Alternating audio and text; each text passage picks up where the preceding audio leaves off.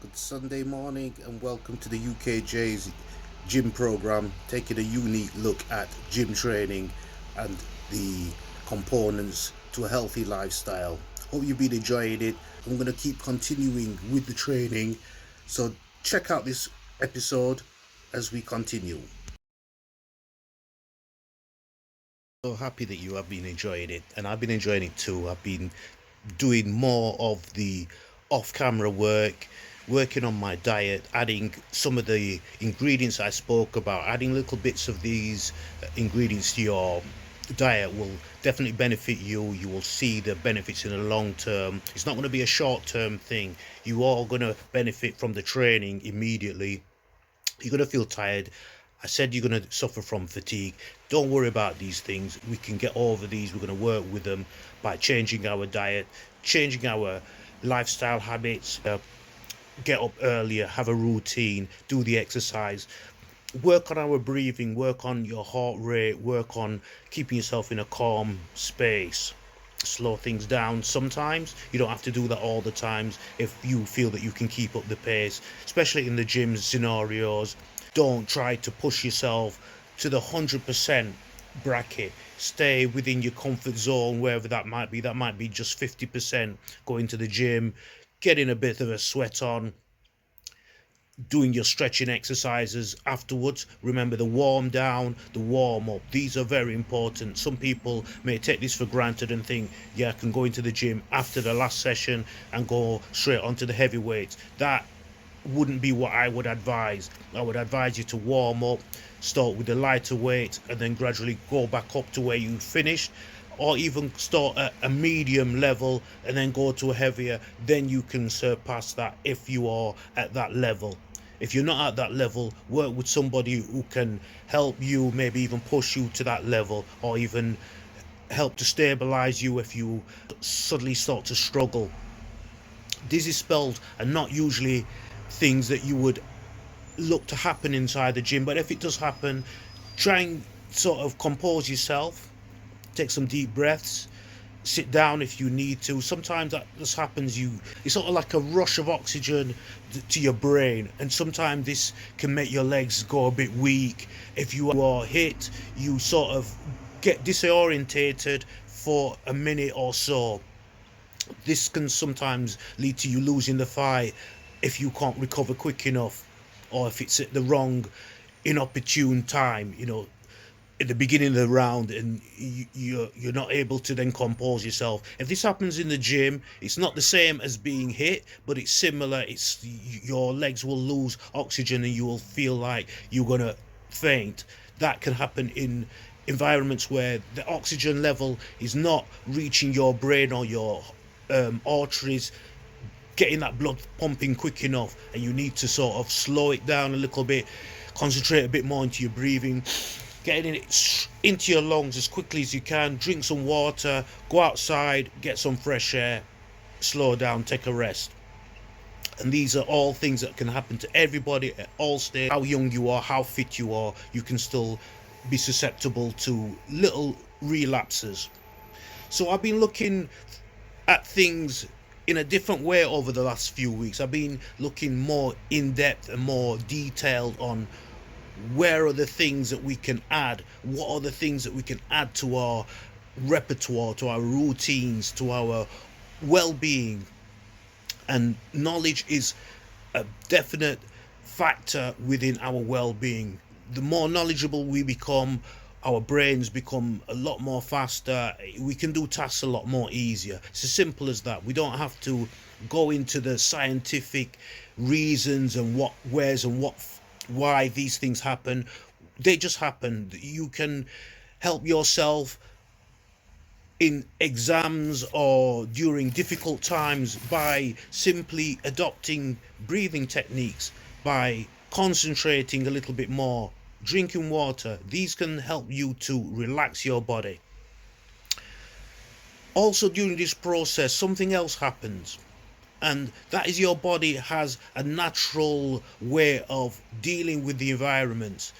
Like when you go swimming, your body acclimatizes to the water. You hold your breath for the length of time that is permitted for you. You can then swim your length.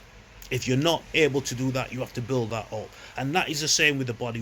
The body has certain elements within it that helps to build itself, helps to repair itself. We spoke about that when we spoke about the vitamins, the minerals, the amino acids, the endocrine system, which controls lymph nodes, which are very much part of the medical world. And during my research, I looked at hormones. I'm not going to go fully into what hormones do, but I'm going to go into a little bit of a rundown of what the definition of what hormones are, which is a regulatory substance produced in organisms and transported in tissue fluids such as blood or sap to stimulate specific cells or tissues into action. So what that's saying, that we as an organism, we have hormones in us. So we are the organism it's talking about, what I'm talking about in this specific sort of example. Animals are also organisms, plants are organisms, cells are organisms. Those organisms produce this particular substance. It travels through the blood, and it's talking about through sap. So that is talking about plants. So plants are seen as organisms and have hormones. So it helps to stimulate specific cells into action, so that it makes them do something. There's also an example that it is a synthetic substance with a similar effect to that of animal or plant hormones. In a person, a sex hormone has an influence on our behavior or our mood. So an example of this would be a woman telling herself she was suffering from hormones, that she would soon cheer up soon. So this is an example of what people say, but they know that it is also altering their mood. So your moods are sort of dictated by our hormones. And how can I prove this? Well, when we look at the sort of condition called SAD, which is sad, they call it sad. So the people who suffer from this particularly have trouble in depression and the mind state of getting out of that depression. It's like a funk they get into, and they are then given some medication, and that will have some hormones into it, and also have vitamins. So vitamin D has the effect of bringing up our hormones. Serotonin is a part of this group, so it's a hormone that our body produces, and it's called a happy hormone. Hormones act as a messenger molecule in the body. After being made in one of the parts of the body, they travel to other parts of the body where they help control how cells and organs do their work.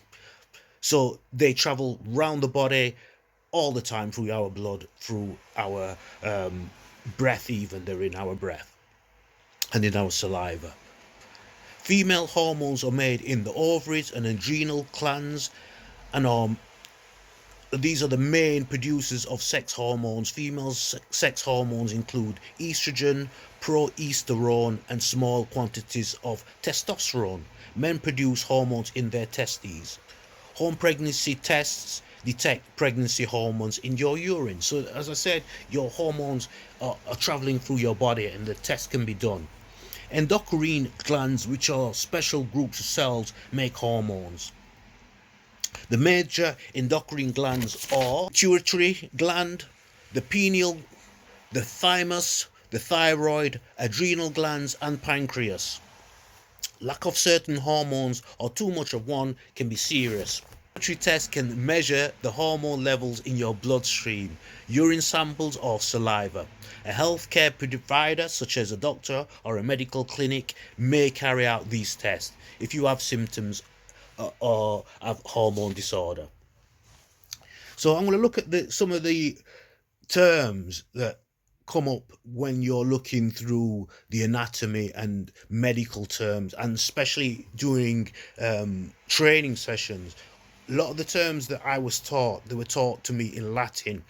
So most of the education that you do, it's going to be within this sort of realm of understanding in Latin and Greek.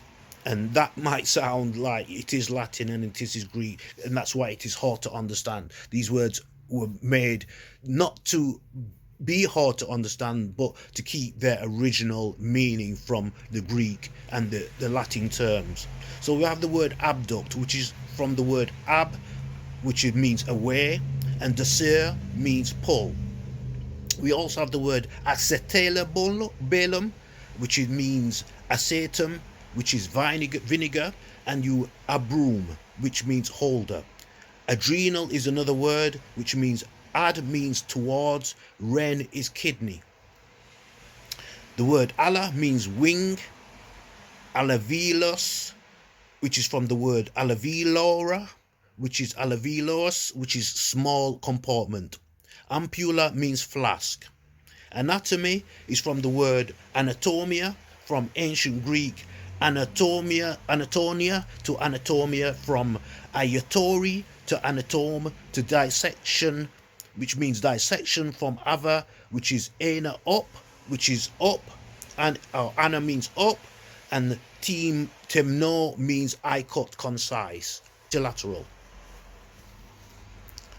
Latin word for the body is corpus. So Hippocrates is called the father of medicine. Hierophilus is the father of anatomy. Most would argue he was the greatest anatomist of antiquity and perhaps of all time. The only person who might challenge him in this assessment is Vesalius, who worked during the 16th century AD.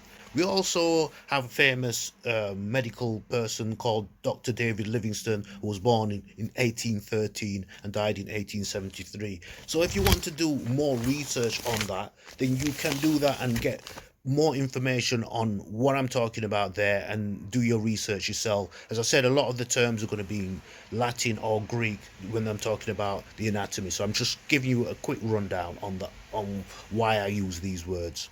So cells is a basic building block of all living things. All cells can be sorted into one of two groups: eukaryotes and prokaryotes.